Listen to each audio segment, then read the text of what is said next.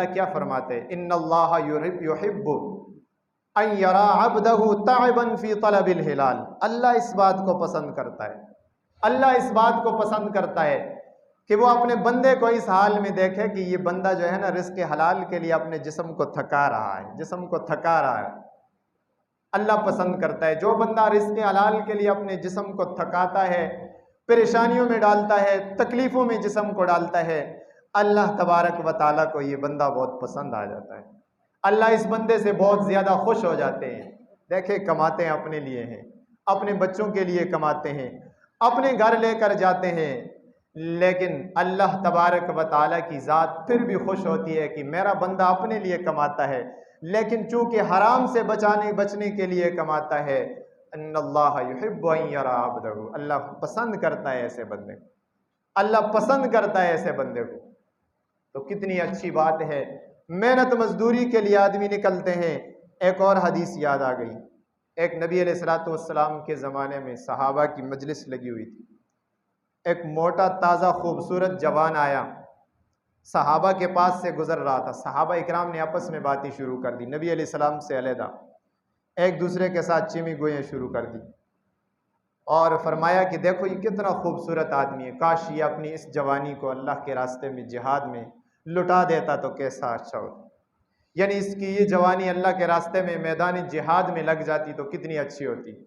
نبی علیہ السلام نے یہ بات سن لی، فرمایا کہ تم یہ کیا سمجھتے ہو کہ میدان جہاد یہی ہے کہ انسان اپنے جسم کو اللہ کے راستے میں قربان کر دے؟ صحابہ نے کہا ہاں۔ نبی علیہ السلام نے فرمایا نہیں، بلکہ جو آدمی اس نیت کے ساتھ کہ اپنے آپ کو بھی حرام سے بچائے، اپنے بیوی بچوں کو بھی حرام سے بچائے، اپنے گھر والوں کو بھی حرام سے بچائے، اس نیت کے ساتھ حلال رزق کمانے کے لیے گھر سے نکلتا ہے، وہ بھی ثواب میں اس طرح ہے جیسے اللہ کے راستے میں یہ جہاد کر رہا ہو۔ اللہ کے راستے میں جہاد کرنا کتنا بڑا ثواب ہے۔ اب ایک آدمی گھر سے اس نیت کے ساتھ نکلتا ہے کہ میرے منہ سے بھی حرام کا لقمہ نہیں جائے گا، میری کسی اولاد کے منہ میں بھی حرام کا لقمہ نہیں جائے گا، اور میں زندگی میں کسی کے سامنے بھیک مانگنے سے بچ جاؤں گا، اس لیے میں حلال کمانے نکلتا ہوں۔ گھر سے اس کا قدم جب حلال کمانے کے لیے نکلتا ہے تو پھر اس کو اتنا ثواب ملتا ہے، اتنا ثواب ملتا ہے جیسے اس نے تلوار لے کر یا اسلحہ لے کر اللہ کے راستے میں جہاد کے لیے نکل چکا ہے۔ اس لیے ہمیں اس بات پر خوش ہونا چاہیے کہ ہم اپنے گھروں سے حلال رزق کے لیے نکلے ہیں،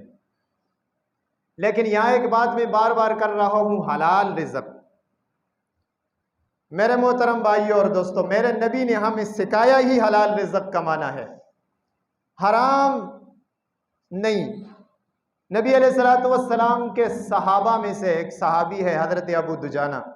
ذوق رکھنے والے کے لیے یہ بات عرض کرتا ہوں، جس کے دل میں تھوڑی سی نبی کے ساتھ، صحابہ کے ساتھ محبت ہو، اس کو یہ بات پسند آئے گی۔ حضرت ابو دجانہ صبح کی نماز پڑھتے ہیں، نبی علیہ السلام کی مجلس میں بیٹھتے نہیں، فوراً گھر چلے جاتے۔ کئی دن ہو گئے، نبی علیہ السلام نے نوٹ فرمایا کہ یہ ابو دجانہ صحابی جلدی کیوں چلے جاتے ہیں،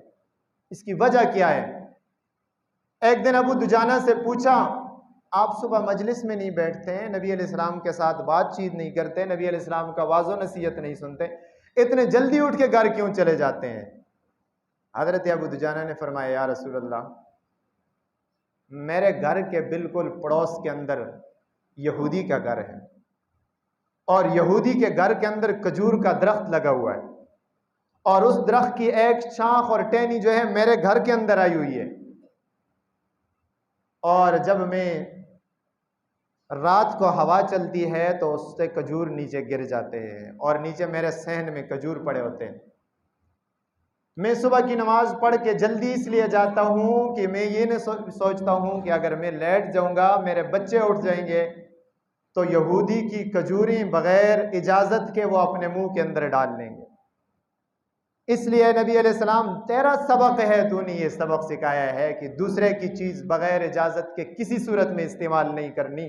میں جلدی اس لیے جا رہا ہوں کہ میں وہ کھجوریں جمع کر لیتا ہوں، جمع کر کے یہودی کے دروازے پر دستک دیتا ہوں اور یہودی کو کہہ دیتا ہوں کہ یہ تیرے درخت کی کھجوریں ہے، رات کو میرے سے ان کے اندر گری ہے، لہذا میں یہ واپس کرنے آیا ہوں، اور جلدی اس لیے جاتا ہوں کہ تاکہ بچے تو سمجھتے نہیں، وہ تو نہ سمجھ ہے، تاکہ ان کو اس حرام کے لقمے سے بھی بچا لوں۔ دیکھیں، ہم تو ہوتے تو کہتے کافر کا مال تو ہمارے لیے حلال ہے۔ صحابہ کافر کے مال کو بغیر اجازت کے نہیں استعمال کرتے تھے۔ میری اور آپ کی کیا حالت ہے؟ ہم مسلمان کے مال کو حرام طریقے سے کس طرح کھا جاتے ہیں، اپنی ماں کا دودھ سمجھ کے اس کو ہڑپ کر لیتے ہیں، ہمیں پرواہ بھی نہیں ہوتی۔ اس لیے کبھی کبھی مال لیتے ہیں، حرام کی جگہ آ جائے ادھر ذرا اس بات کو سوچا کرو، اس بات کو ذرا سوچا کرو کہ میرے نبی کے صحابہ نے کیسی زندگی گزاری، اور فائدہ کیا ہوتا تھا اس کا؟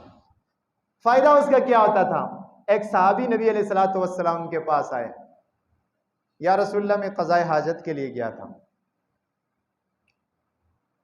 قضاء حاجت کر رہا تھا تو میں نے دیکھا ایک سوراخ سے چوہا نکلا باہر، 1 دینار اس نے لایا باہر پھینک دیا، دوسرا دینار لایا باہر پھینک دیا، ایسے کرتے کرتے 7 دینار اس نے باہر پھینک کے چوہا چلا گیا۔ یا رسول اللہ میں لے کر آیا ہوں تیرے سامنے، میں ان کے ساتھ کیا کروں؟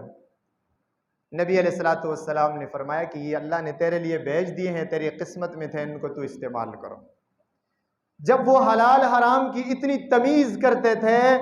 اتنا خیال کرتے تھے، تو اللہ تبارک و تعالی بلوں سے ان کے لیے رزق کا انتظام کر لیتے تھے۔ آج ہم حلال حرام کی تمیز نہیں کرتے، ہمارا سارا رزق بلوں ہی میں چلا جاتا ہے، کبھی گیس کی بل، کبھی بجلی کی بل، کبھی کس چیز کی بل، ہے یا نہیں یہ بات؟ اس بل سے، اس سوراخ سے اللہ صحابی کے رزق کا انتظام کرتا ہے، اور میرے اور آپ کی مہینے کی کمائی ہوئی محنت ایک بل کے اندر ساری چلی جاتی ہے۔ کیوں؟ ہم محنت تو بڑی کرتے ہیں لیکن حلال حرام کا خیال نہیں کرتے، حلال حرام کی فکر نہیں کرتے، حلال حرام کا غم نہیں ہوتا ہمیں۔